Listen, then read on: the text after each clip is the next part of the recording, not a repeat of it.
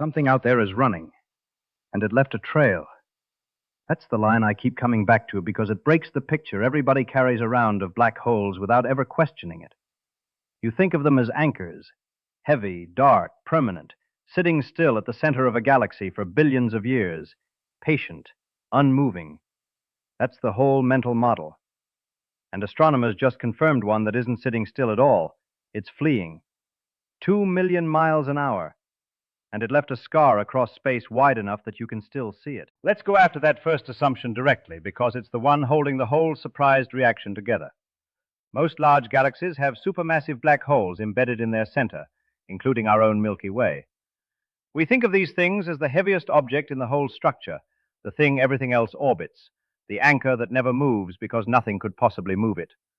So the idea of one actually breaking loose, escaping the gravitational grip of an entire galaxy, that sounds almost like a contradiction. How do you outrun something you're supposedly the center of? Here's how the discovery actually happened, because I think the story of finding this thing is almost as interesting as the thing itself.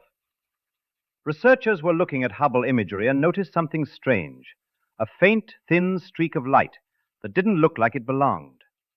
The trail left behind by the black hole is so faint that initially researchers thought this was an artifact of Hubble's cameras. Just noise, a glitch. Nothing real.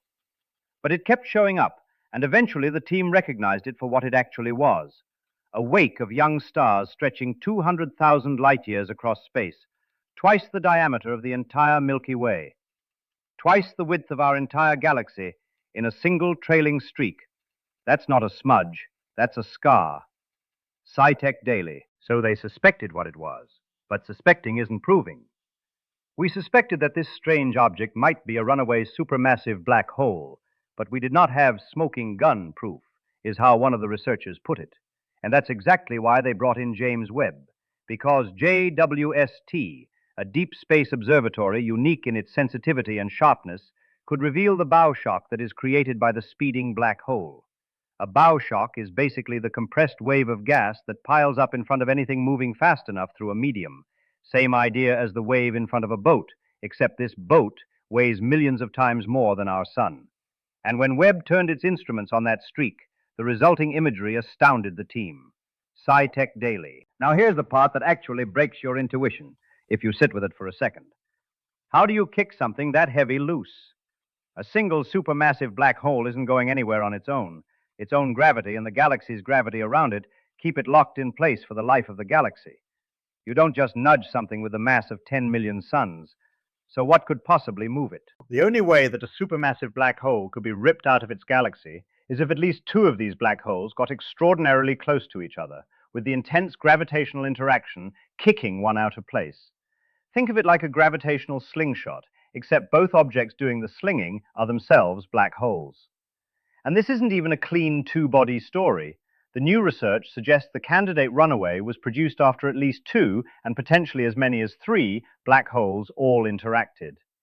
Each one of these things carries masses of at least 10 million suns each, and when objects that heavy get close enough to interact gravitationally, the encounter doesn't end gently. The violence of the encounter must have been quite something, in the words of one of the astronomers involved, which might be the most understated way I've ever heard someone describe an event violent enough to fling an object with 10 million times the sun's mass out of an entire galaxy at a couple million miles an hour. SciTech Daily, +3. Here's the paradox that I can't stop thinking about, though. You can't actually see the black hole doing any of this. There's no flash, no visible explosion, no dramatic light show marking the moment of the kick. Black holes are black. That's rather the defining feature. So the object responsible for all of this is, by definition, invisible to direct observation. And yet its motion through space is violent enough to compress the gas ahead of it into that glowing bow shock, triggering fresh star formation in a trail stretching across a distance twice the width of our entire galaxy. The invisible thing left the most visible kind of proof you could ask for. It's like finding a bullet's exact path traced in light, without ever seeing the gun or the shooter, just the wound it left in the air on the way through. And this isn't just a cool anomaly sitting off in a corner of the universe with no bearing on anything else. Studying runaway black holes, like this candidate one, shows scientists more about how galaxies and black holes evolved. Because whether they can escape their tight galactic bonds is a long-standing mystery, this single event is direct physical evidence bearing on a question astronomers have been arguing about for a long time. How tightly bound are these things really, and under what conditions does that bond actually break? Every galaxy with a central black hole, including ours, is implicitly part of that same open question now. SciTech Daily.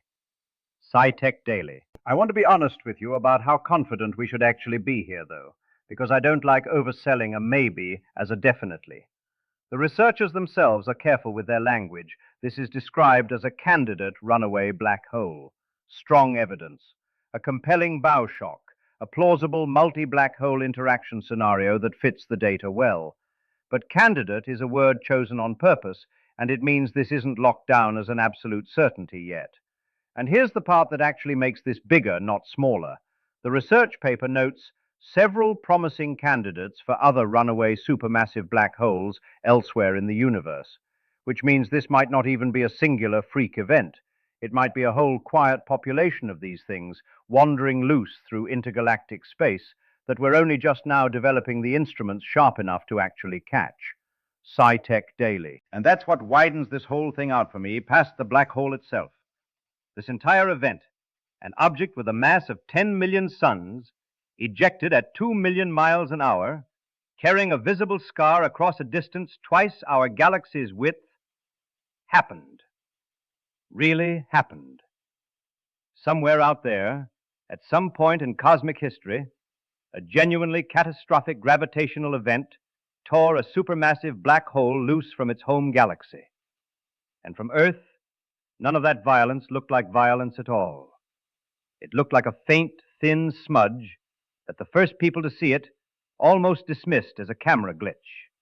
Not a discovery, not a mystery, just noise, easy to overlook, easy to explain away as equipment error. That's the thing that actually unsettles me about this story, more than the black hole itself. We had a demolition-scale cosmic event sitting quietly in our own imaging data, and our first instinct was to assume it wasn't real. How much of what we've already photographed, already logged, already dismissed as noise or artifact is actually evidence of something this violent, just waiting for someone to look twice? So here's where I want to leave you, and I'm not going to wrap this up neatly, because I don't think it deserves to be wrapped up neatly. Our own galaxy carries a supermassive black hole in its center, too, considered stable, considered anchored, considered part of the permanent architecture of the Milky Way. But stable was never a guarantee. It was just a current condition. A description of things as they happen to be right now, not a promise about how they have to stay. Somewhere in this universe, a black hole just like ours got kicked loose by a violent gravitational encounter and went tearing off into the dark at 2 million miles an hour, leaving a scar twice the width of an entire galaxy behind it as proof. And the sky looked calm the whole time it happened. It always does. That's maybe the most honest thing I can tell you about the universe. Stillness up there was never actually a guarantee. It was just how slow we've been to look closely enough to see what's actually moving.